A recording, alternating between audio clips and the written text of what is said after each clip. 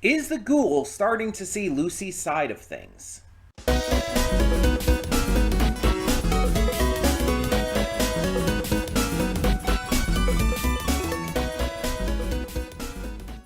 Before we get to today's video, I want to take a moment to talk about Patreon. That's right, we are on Patreon now, and we have a bunch of tiers with a bunch of great rewards. You can subscribe and get things like early access to all reactions, depending on your tier, depends on which reactions you get early access to. You can vote on polls exclusive to patrons that will help determine future reaction series and more. You will get to just have various choices in terms of like getting to choose future reactions I react to, getting to choose first impressions I check out, all kinds of different rewards, and possibly more coming in the future. We're still new at this. We're still figuring things out. It's a process. It's a process. But we have multiple tiers, so whatever you would be able to donate, if you're able and willing to donate, is appreciated. It helps me out, it helps the channel out, it helps us grow. It's going to help just, standardly. It's just something new to check out. Plus, if you like getting the reactions early, that's also a plus. But it is optional. If you're unable to do it, that's completely fine. All reactions will come to YouTube just a little bit later, a week later or so. So, that all being said, thank you as always so much, and let's get on with today's video. And with all of that being said, hey everyone, welcome to Princess of Gay. I'm your host Connie, and today we are here with my blind reaction to Season 2, Episode 4 of Fallout. And this has actually been a little bit of time coming, because while I've been pretty on the ball with Fallout, being kind of ahead of the game and everything, I actually kind of took a little breather, getting to other stuff and everything, focusing on other stuff. And I'm recording this like the day before episode 5 comes out, instead of the week before, at when this episode came out. And there's not really a huge reason to it. I just wanted to take a little bit of a break from it. Because I was so ahead, I could do so easily, both for Patreon and for YouTube. I really didn't have any problems with doing that, but I do need to get it done because I need to get it up on Patreon. So, of course, you're seeing this, so that obviously means I succeeded. But in all honesty, this season so far has been really good. It's been really impressing me. I think that season 1 had more of that initial hype factor from the fact that it was so new at the time. And mind you, like I said, I've seen all of Fallout 4 played. I've played a little bit of Fallout 3, a tiny bit of Fallout New Vegas. But it was new for a video game adaptation like this to be this level of quality. And there's been others that have been, but for a show especially, it's still very rare. It's not like we get examples of the Sonic movies all the time. Most video game adaptations are just kind of good at best. You rarely get ones that are great or amazing. And the first season of Fallout absolutely was. And it caught a lot of us off guard by how good it was. We expected, oh, maybe this will be kind of good. We didn't expect, oh, this is actually really great. And so it's that initial hype factor, that initial sensation of surprise and excitement that really elevated season 1 a lot for us. And now we're in season 2, that initial hype is gone, but it's still really good. It's still a fantastic series. It's just a matter of the perspective of seeing it with less of that intense hype that we had at that time. But maybe that's just my view on it. It's all subjective. If you still have that hype going into this season and continuing 4 episodes in, that's completely fine and completely fair. Believe me, there are shows that I definitely still have that hype for. The live action One Piece that's coming out in March for season 2, like my hype is through the roof for that. My hype has not died down at all for that. Like I'm crying watching trailers. They just released, as of the time I'm recording this, yesterday, a new trailer for the second season of the live action One Piece, and it's like all about Baroque works, and it made me cry. It absolutely did, because there was that much hype to it for me because I love One Piece so much. But there are definitely going to be people feeling like that for this. Though there are some people who apparently have been complaining about this series as a whole in the season, specifically for not having like full accuracy to the games, like 100%, or like doing things that they say contradicts the games. And it's like it takes place within the same world as the games, true, but it is still like a television adaptation. Some things are going to have to be changed.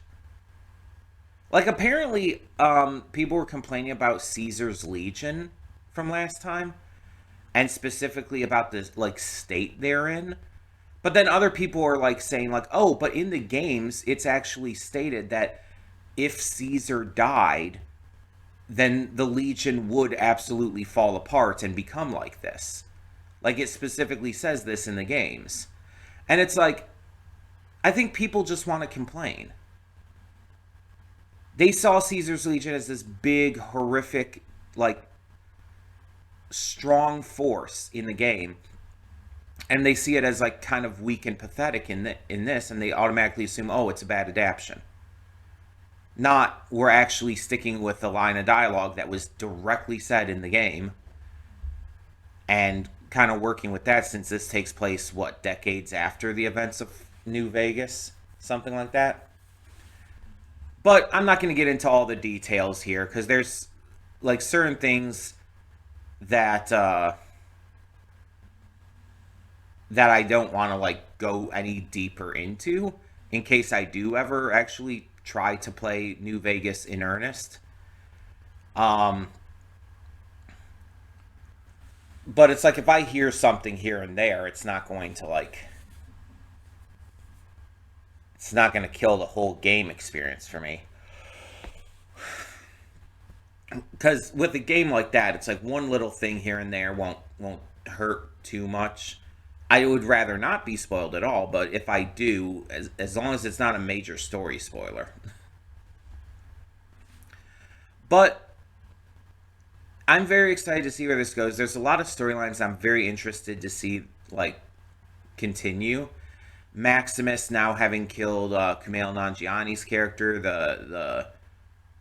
the Paladin, I think was his title, from the Commonwealth. That's going to be interesting to see the repercussions of. And then we have to still catch up with Norm and the group of buds that are now on his side. Of course, Lucy and the Ghoul are now continuing to New Vegas. Hank is experimenting on people. It's like there's all these storylines going on. And I'm very curious where they're all going to lead. I feel there's a lot of excuse me. I feel like there's a lot of potential in like all of them. And I'm very curious to see what happens.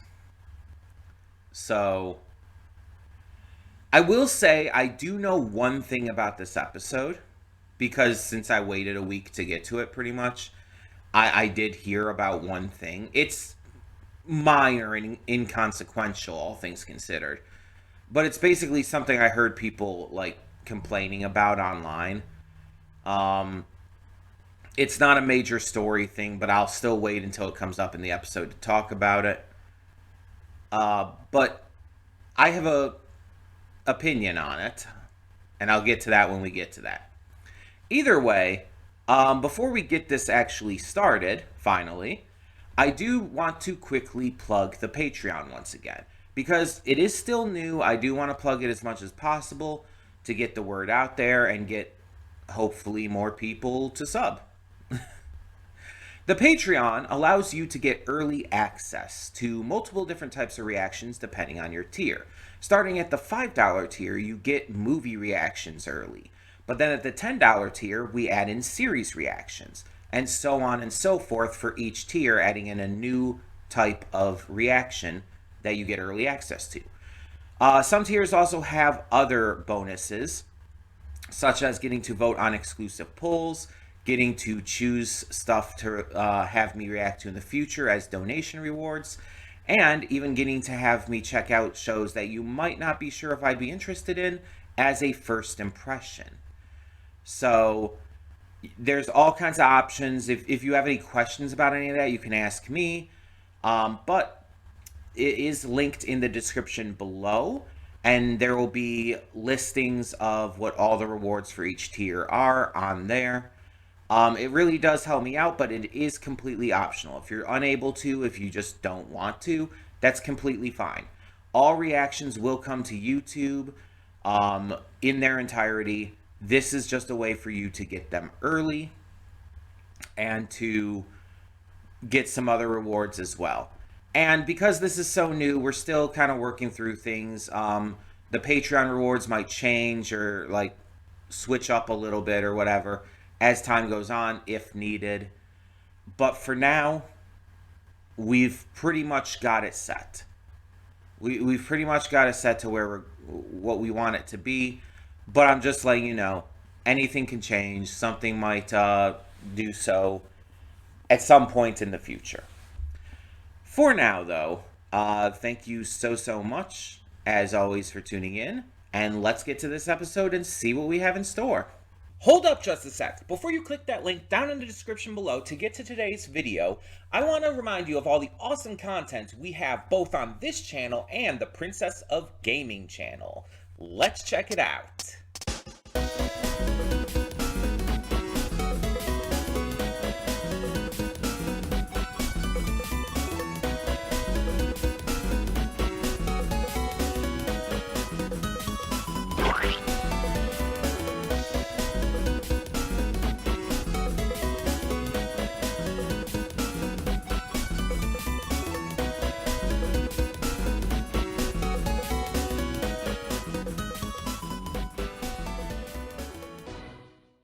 Welcome to the Afterthoughts, and we'll begin with spoilers in 3, 2, 1, now. So, yeah, I definitely called that at the beginning, that the Deathclaw we were seeing from like the pre-war times was going to hint at seeing a Deathclaw in the current day. It just made sense. It was clearly set up, clearly foreshadowing. And to be fair, I think we saw... we definitely saw a Deathclaw in the trailer, but I think we also saw Lucy and the ghoul having to deal with that. But I was also thinking like, oh, that could just be like cleverly edited to make us think that's gonna happen, but clearly not. Clearly not. So we focused on pretty much every storyline in this episode. So if I missed talking about anything, I apologize ahead of time. I'm going to try to get everything here, though. So if there is anything I miss, anything I forget to talk about, please, you could just mention it in the comments if you want to know my thoughts. I do see every comment, so I will be able to answer any questions or get to anything that you want to know my thoughts on. But let's start with Norm. So we get to see very little of this, but Norm is just continuing to kind of lead these people out into the wasteland. They found food and all, but we're now introduced to this former assistant to Bud Askins, who apparently has overheard things while doing his job. And he knows about this phase 2, and he says all he knows is like that it's important, but he might know more. And it definitely seems like he could end up being a threat to Norm, just in the fact that he could end up putting this entire operation at risk and cause a lot of problems, cause a revolt. Who knows? But for the time being, we don't know where that's going because, again, we got very little, and it just kind of amounts to Norm now having to watch over this guy and make sure nothing bad happens. We got a lot more with the actual vaults. We see that Steph and Betty are discussing things in terms of, you know, the situation with the water in the vault is not going super well. They're running out and they need help. But Steph is, I wouldn't say mad with power, but I would definitely say she's let the power go to her head. Though, mind you, we already do know and have found out last season that she is pre-war. We know she's apparently from Canada now. And that she's like, from what we can tell, fully having sipped the Vault Tech Kool-Aid. She is absolutely, like, in that. Betty, meanwhile, it basically admits in this episode that she's kind of left that behind. Their corporate overlords aren't going to come and save them. So they need to just survive together. But while she believes that, while Betty is like, you know, kind of for the people, it seems, Steph is very much not. Steph is doing things mostly by the book, outside of, like, you know, going to this meeting against the bylaws and all, which, you know, she's confronted about, but doesn't really do anything about. It does kind of seem like it does kind of seem like the vaults are starting to kind of implode. Things are starting to, like, just go entirely wrong, and I feel like we might have a vault civil war on our hands. It definitely seems to be going that route. And I'm kind of thinking that Chet might turn against Steph, because it's already showing that he's finding things out, and he's clearly not okay with it. He doesn't like how she just doesn't give a shit about her own kid. So it's like he might end up turning against her. We'll have to see how that all goes down, though. But I like how, like, their attitude, her and Betty's attitudes about, like, Norm and all buds and everything being gone are just, you know, very lackadaisical. It's like they just don't care. And they said Bud is dead, but he was just, like, upside down in a trash can. He wasn't killed unless they killed him. Or unless they're, like, Bud needed to do something to keep alive and he wasn't able to do that because of that. That's a possibility, I guess. But yeah. It definitely looks like it's gearing up to have these vaults, like, going at each other. That's the kind of vibe I'm getting. I don't know if that's actually what's going to happen, but we'll see. After that, let me see. We have, I think I'll go with Maximus next. So, we first see kind of the direct aftermath of the end of last episode and all. And we see that the Brotherhood had been tracking Max and followed him here. So he formulates a plan with Thaddeus for Thaddeus to pretend to be, oh my god, the Paladin. They said his name multiple times in this, and I'm forgetting it now. But they have Thaddeus pretend to be him in order to protect the kids and all. And it's obviously going terribly, but somehow people are falling for it. And Max decides that there's no other option he really has but to kill Quintus as well. So while everything is kind of being distracted and his friend is getting all the, young recruits to safety and all, Max goes to confront Quintus, and at first it seems like he's going to kill him, but then he just can't do it, and he keeps yapping. He keeps telling Quintus everything, and that eventually leads into him telling Quintus that that he protected a bunch of ghoul kids. And that goes against the Brotherhood, very much so. So